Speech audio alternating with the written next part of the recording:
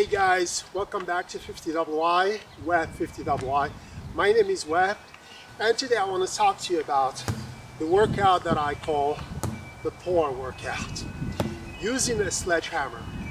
This is a functional, high-intensity training. It engages the full body, and today I will show you how to properly execute this workout because it's one of the best for physical conditioning, for strength conditioning, for endurance, resistance. It really engages the full body and almost every muscle. I will give you detail by detail, every step of the way, how I use it and how it keeps me really conditioned. Many people ask me, what is my secret to my conditioning, being in my mid-50s? And that's what my channel is about, is 50WI stands for 50 years young.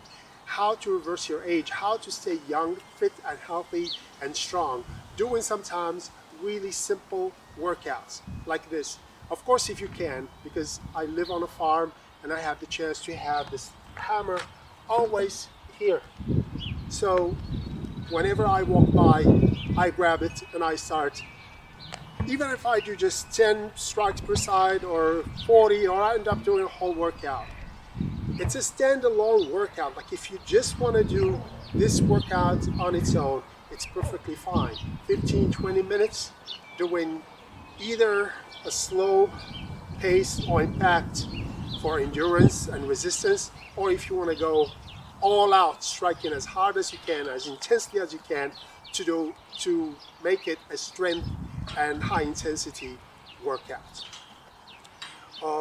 It engages everything, your core, mainly your core, your deltoids, your lats, your pecs, your arms, triceps, biceps, forearms, quads. If you squat a lot, like so many people tend to just hit and lean on it, but what I do also to engage my quads and I do a full squat, like I go all the way down and then up. You can choose the way you can do it. But first of all, I want to talk about safety. This is a tool. Unlike other tools that you use in a slow motion, here you have to really strike hard. And you have to be careful with many things. First of all, rule number one, make sure no one, especially kids, no one is in the range of at least 10 yards. You never want to be unaware of someone walking by and hitting them, of course. The second thing, and as I will show you in while I'm using the hammer, is the range, the motion, and how you have to do it. Because it bounces, and it can bounce and hit your feet or hit your shin, which is really not something you would like to happen. So first of all, I'm using a 16-pound hammer. Normally, if you see a lot of people doing workouts, they use an 8-pound or 10-pound, maybe 12 pounds. This is quite heavy. When you are holding it like this, it's really a heavy hammer to be using. But I love to maximize the challenge of the workout and make it a real high-intensity strength conditioning workout. You can find them at Lowe's or Home Depot, or you can order them online. They cost around $35, which is such a cheap, it's so cheap for something that has such a high value in terms of quality of training. Now I will show you how to safely start working out. If you never use this workout, go very slow from the start. Start with a lighter hammer, of course, so that it's not too challenging for you. And what I want you to focus on is the motion and the way you strike with the hammer. Now, many will do this. This is wrong. It's not the way you normally want to use this hammer. And the other thing is, many people would do a circular motion all the way to the bottom, and that's very dangerous because then the hammer can slip or bounce and land on your feet or hit your shins. What you want to do is when you do a circular motion at the top, but as soon as you get here, you have to push it vertically. It has to be a vertical descent, all right? At the beginning, just start very slow. Look how I'm holding. At the end, and a little bit 2/3 into the hammer, okay? And just swing it to the side, go up behind your head, and then go slow, low impact, just for you to get used to the motion and to the hit. Because first of all, you have to also condition your grip. At the beginning, if you hit too hard, the hammer might be slipping and maybe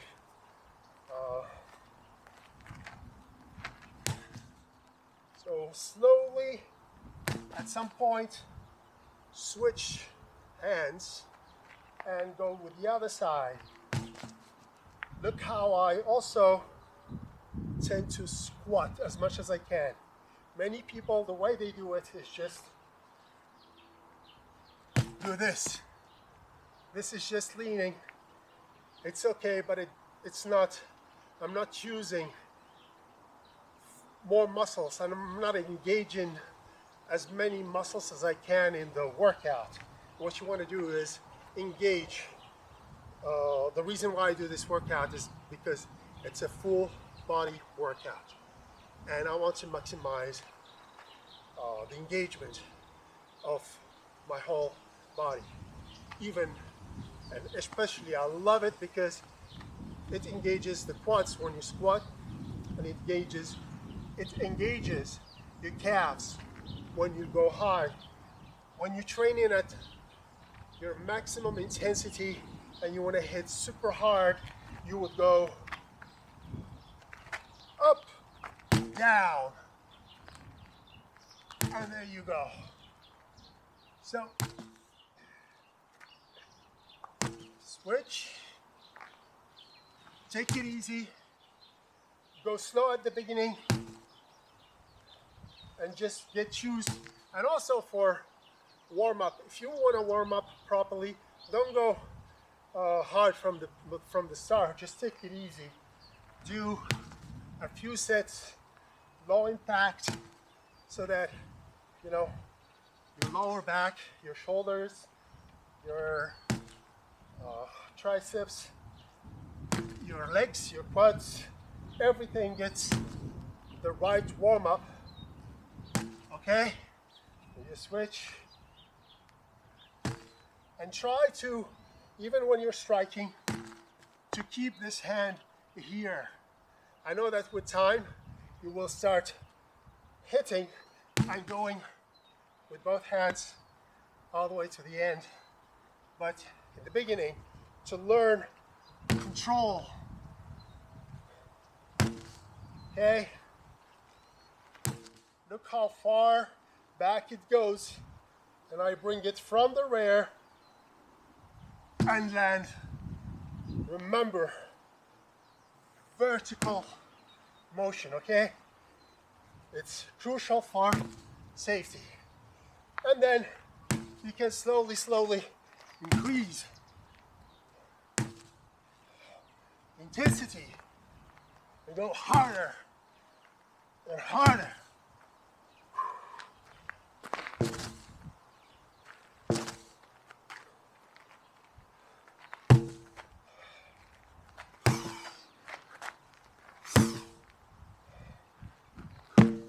And to maximize, you see how it slipped, but instead of coming here, it went down.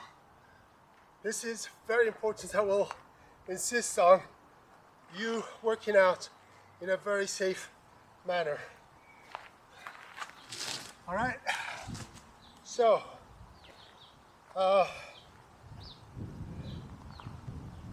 if you want to maximize the challenge of the workout, you can squat all the way to the end.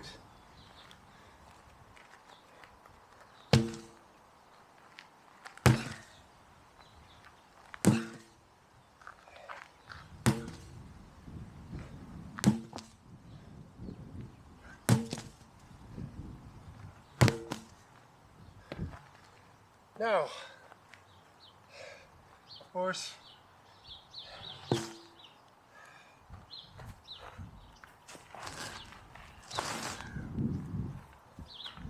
always switch to the other side.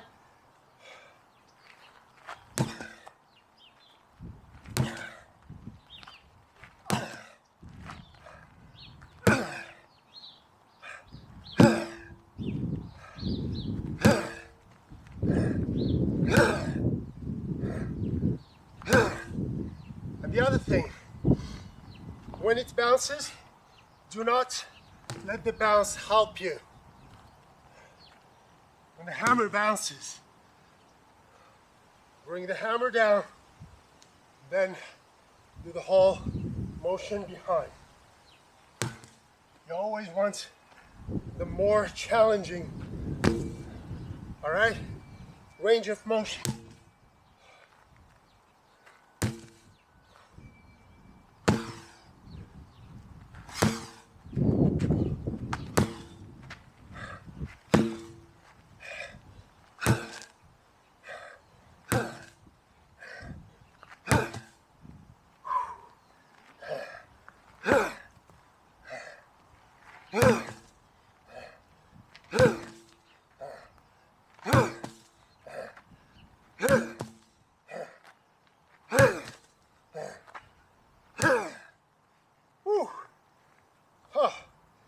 That's tough.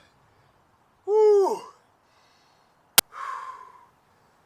Most importantly, when you're tired,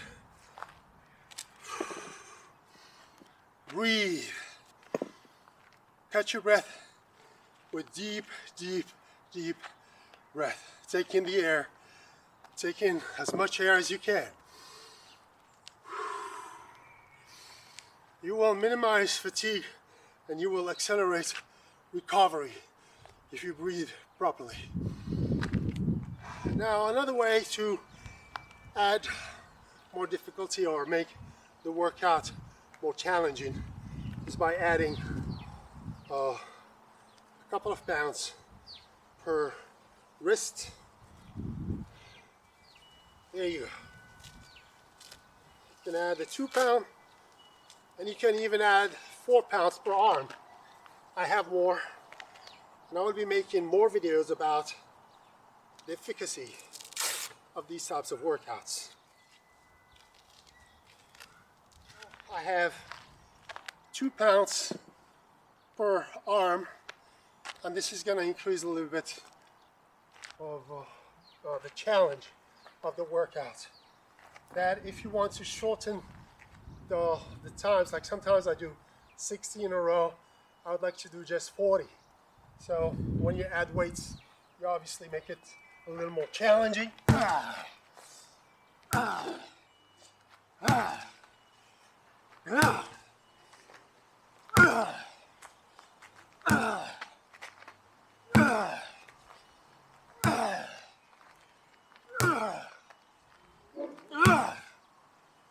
Switch.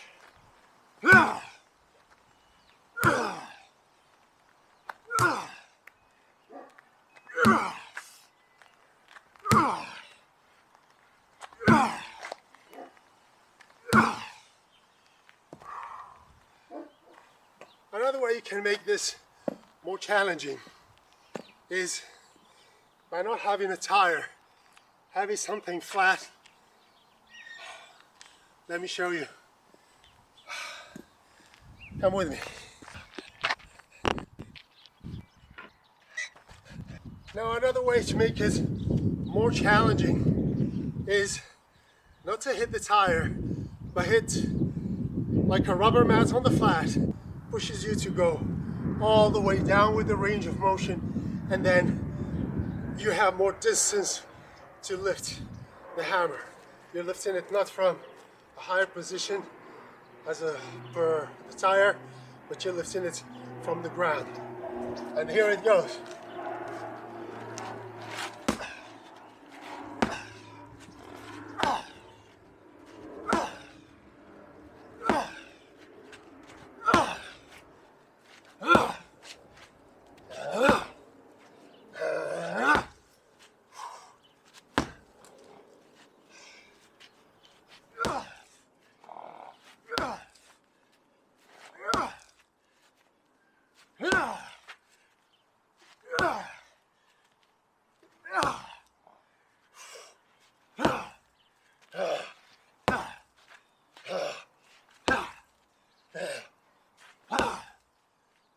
There you go.